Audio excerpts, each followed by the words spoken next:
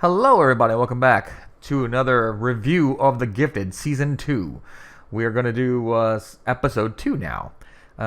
Episode 1 last week was a little too long, and I made the mistake of basically doing shot for shot. I was describing each scene going on, and I don't want to do that. I'm just going to do a quick recap of the show and tell you how I feel about it.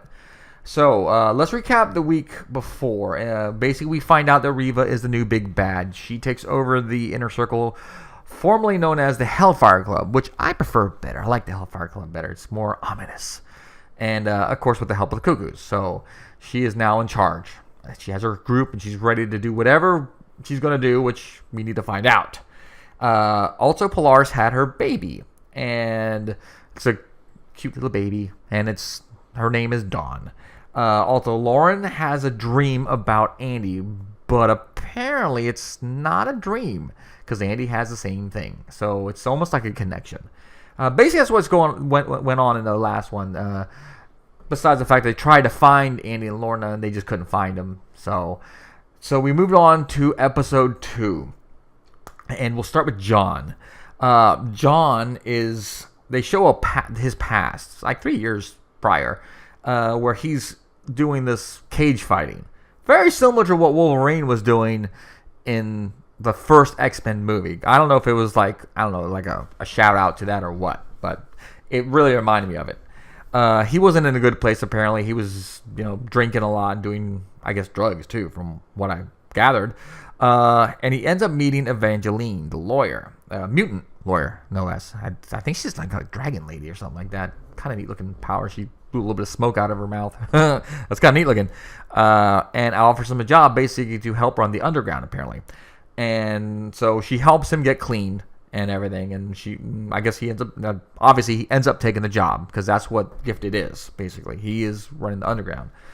And so later on, him, Marco, and Kate can't make heads or tails of the info on the flash drive, so they go. He still knows Evangeline and where she is, so they go visit her to try to get some information. Maybe she can read it and give him more information.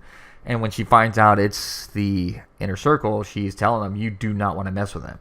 They are bad people." So she's warning them, and she basically tells them to take a hike, to get out. But John's having none of it. So as they leave, he goes back in and has some words with her. And she ends up basically telling him that she knows a mutant. I think he lives underground. I mean, you want to talk about taking underground to a new level. I mean, and I didn't catch his name because it was so low I couldn't hear it. And basically, they're gonna go apparently meet him. I guess in this next episode upcoming. So basically, that's what the Kate and Marco didn't have much to do in this episode, so that's what they did in that. Also, then in the episode, what else happened? Oh, the sisters. Remember the sisters? They were trying to find Jasmine, and Christina lost her sister, so Blank and Lauren, Lauren, and even John, they were trying to find it, and they eventually find her. They reunite, and nothing comes of it. I mean, literally nothing comes of it. I was like, okay, I thought something more was going to happen, but nothing happened. So I guess that was some kind of filler they had to put in. I don't know. Agent Turner is back. Yay, Agent Turner. Apparently he's working as a defense contractor, I'm guessing. And he's all, I guess going through the day of, every day of life, walking along, doing his thing, and he doesn't seem overly happy. And he's obviously still infatuated with mutants because he mentioned something to his wife about the power outage, and she's having none of it. She doesn't want him to deal with that anymore, and she wants him to move on. And later on in the episode, he goes to the bar and talks to a friend of his, apparently who was in Sentinel Services, and asks him about the outage, and he basically makes some excuse. Oh, some power, I guess things, they went out. They Transformers blew and so forth, and when Turner actually mentions, could be mutants, the guy keeps telling, he says the same thing as his wife, just move on, go have a life, move on, get away from this, and he goes back home, and when his wife comes in, he's getting rid of all of his files on the mutants and everything, and she's pretty happy about it. I don't believe it. I think something's going to go on where he's going to secretly. I'm not sure. I mean, it doesn't. It's too. I mean, they don't just show him like that, and he's just going to go, okay, I'm moving on.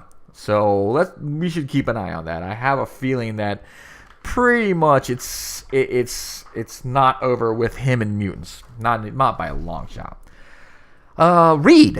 Reed is not getting along with Kate. They have, I guess, different views about Andy, and he's trying to tell her, and Lauren did too, that he left on his own accord, and she says, well, we need to still get him back. She's being all really just nutso. I mean, it's like you want to tell her, calm down. I know your son's off, but he did it himself. He took off. So, of course, Lauren hears all this in the other room, because he's like defending her, and apparently Kate thinks that Reed, that's his girl, that's she can do no wrong. So I don't know where that came from. Reed didn't seem too happy about it. So later on, Reed ends up talking to Lauren, and she's not happy. She basically gets mad because she knows he's hiding something. And he's trying to tell her, you can talk to me, and she's like, what are you talking about? You're lying to me about something, hiding things. So that didn't go well. But as soon as she leaves, his power really manifests. I mean, really manifests. And it looks like he's disintegrating things, which is really cool. I thought that was like really neat. So I'm like, man, that could be really neat if that's what happens with him. So that's what's going on with him. The Cuckoos. Reva tells the Cuckoos to tie up loose ends. One of them doesn't seem really interested in tying up loose ends, if you know what I mean. Killing people.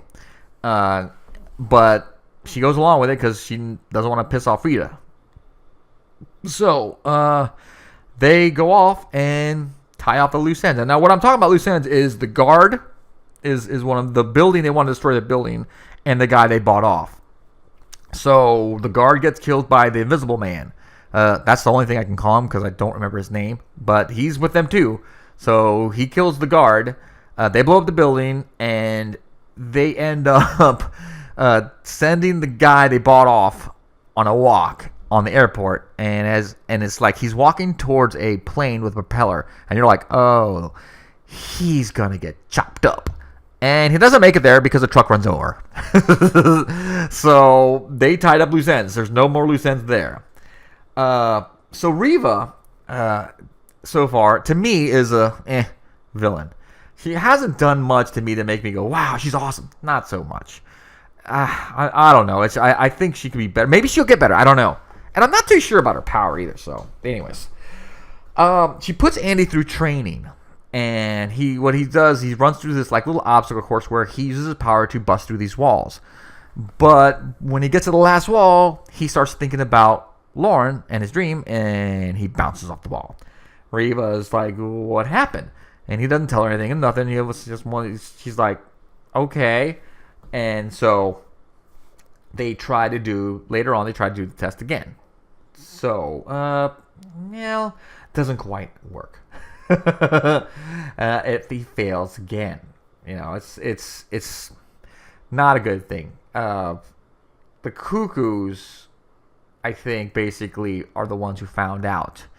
They looked in his mind and they said it's a sister, and she's like, Now Andy, but before the test, apparently he went and bought a burner phone and tried to call his sister at the hospital or doctor office, whatever it is that they're at, and she wasn't there. So the person put on the father, and he didn't say nothing, and he hung up and destroyed the phone. So that's a problem, apparently, because especially since the Invisible Man was keeping tracks of him and was watching him in the shadows, invisible of course, and reported back to Reva.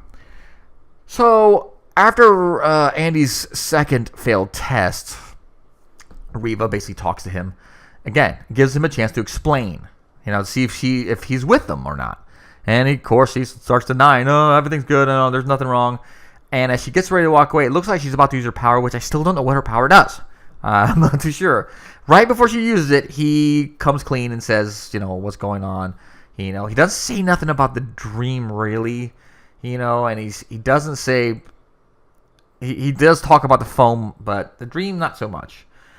So that satisfies Reva, and so when they go do the test again, 1, 2, 3, wham, wham, wham, he's through. He does it with flying colors, so Reva's happy. Everyone's happy. Sage was there too, by the way. She's the one who was reading all the I guess numbers and everything and the information that was coming through, and she has to have something to do, right? She just can't just not do nothing. So so he succeeds and they're happy and everything's good, and so Lorna, which really didn't have much to do in this episode, actually, she talked to Andy for a little bit. And you would think Andy was going to confess to her about a dream, but he never did.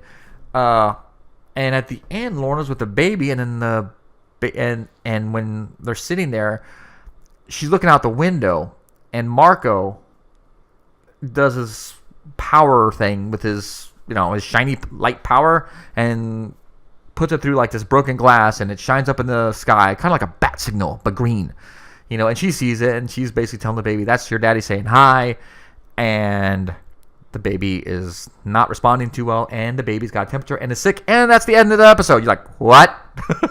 That was it? So, what did I think of the episode? It wasn't bad. It wasn't bad at all, actually. It looks like they're building the story, building it up, which I like. I like that. I like how they start building things. Not a ton of action happened, just Andy busting through walls and bouncing off walls. So it wasn't too bad. Like I said, Reva is still... they haven't sold me on her as a villain yet. It's just the Cuckoos are pretty good. There's a nice little wrinkle there with one of them kind of hesitant about killing people, so that could be a problem for them down the line. Reed's power is really interesting. I'm looking forward to seeing what happens there. That's gonna be great. Blink didn't do anything really in this episode. She talked to John a little bit about his past, but she didn't really do anything. So I guess not all characters can do everything at once. And I was glad to see Agent Turner, and we know darn well Agent Turner is going to end up doing something with mutants again. It's coming. It is. So all in all, I enjoyed the episode. I thought it was a good episode. I had fun watching it, and I do enjoy the series. I thought the first season was pretty good. It was very, very X-Men-y, and that's something I wish they would do, is add more characters that are, from the X-Men. Blink is, and John is kind of too, but not full-on X-Men. And so I'd like to see, that. That'd be great. But we'll see what Disney decides to do. So, well, that is it for my review. I did a much shorter episode this time around. I'm very happy about that. Not a lot of, added stuff that didn't really need to be added to. I like the condensed version much better, and it flows better, actually. At least I think so. So I hope you enjoyed this. If you want to comment on the show, go right ahead. I'd love to talk about it. I enjoy it very much. And I will see you here again on another episode of Reviewing Gifted. And next time, obviously, we're going to do episode 3. All right, guys, thanks for watching and listening. And I will see you again. Bye-bye.